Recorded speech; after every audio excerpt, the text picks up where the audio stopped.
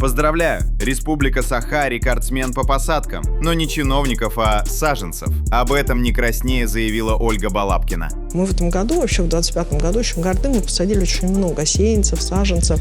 И вообще по стране своим трудом, трудом тех, кто с нами выходил сеять, эти саженцы, мы, в общем-то, стали лидерами по России. Однако жители республики такой рекорд не оценили. Странно, почему? А еще Якутия лидер по выращиванию болтунов в эшелонах власти.